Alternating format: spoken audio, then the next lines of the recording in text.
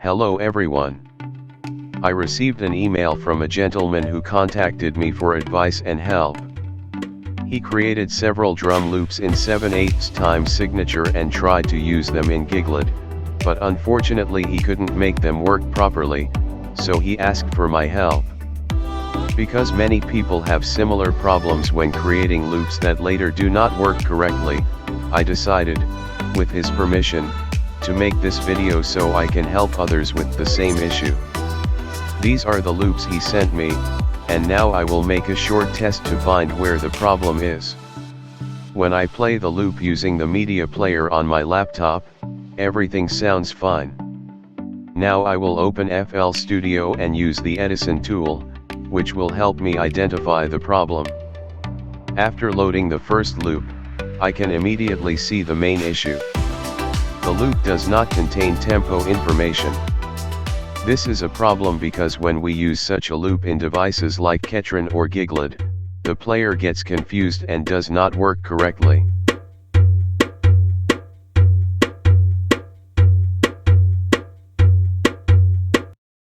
In fact, I can see that he did a very good job cutting the loops precisely, but most likely the software he used for recording and exporting did not store the tempo information. I will now use the tempo detection function and set this loop to play at 130 BPM.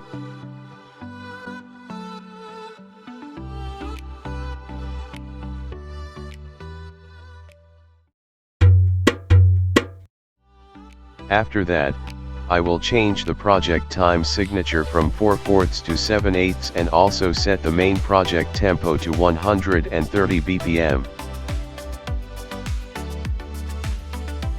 Once this is done, it is very important to check that the loop has the exact number of bars it should have. Not less and not more. This confirms that the loop is perfectly cut and will work correctly at this tempo.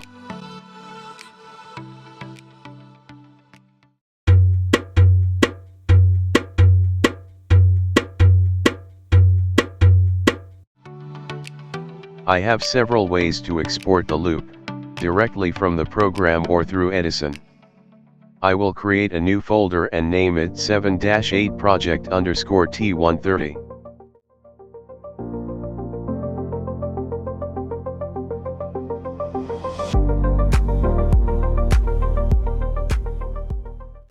In this folder, I will save all corrected loops at 130 BPM.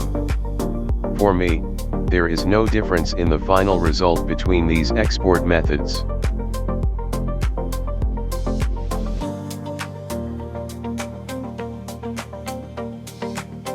What really matters is to check again after exporting that the tempo information is stored in the file.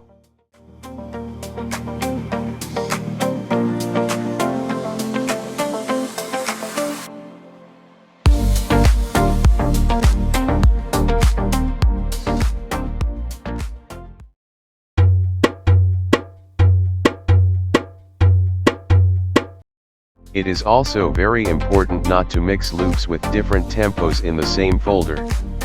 All loops in one folder must have the same tempo.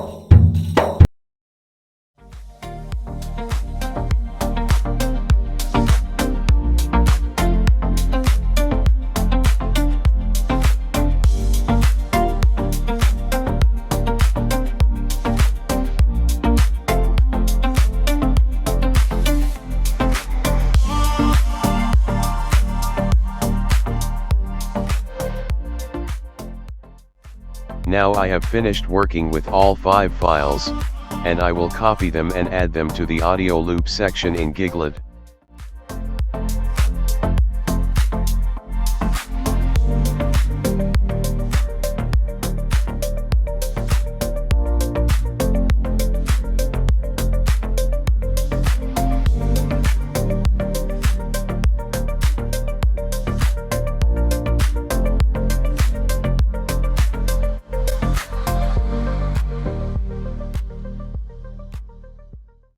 Now they are ready to be used. Let's test them. I will create a new style called 7/8 project.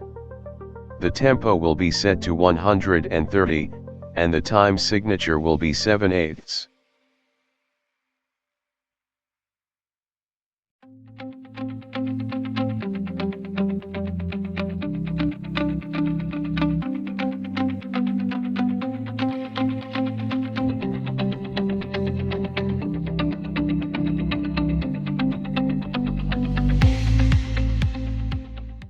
After that, I can add the variations I want. I will start with variation A, using 2 bars.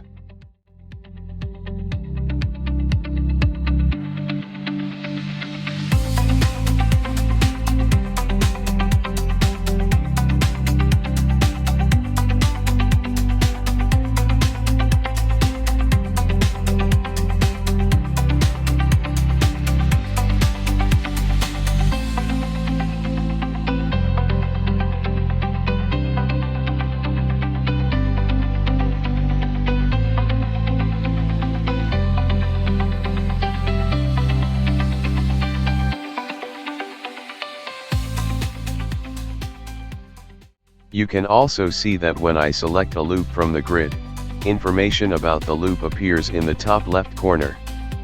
There you can clearly see the tempo information, which means the file is correct. Here I have a test file that I forgot to remove, so I will rearrange the variations to their correct positions.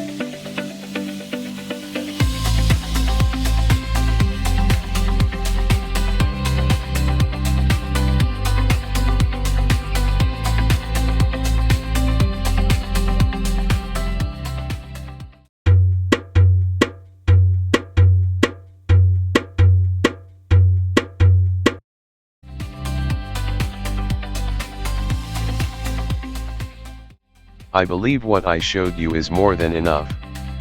In conclusion, it does not matter which software you use to create loops. The workflow is always the same. What matters most is checking that the tempo is stored correctly after recording, and making sure all the correct options are selected during export.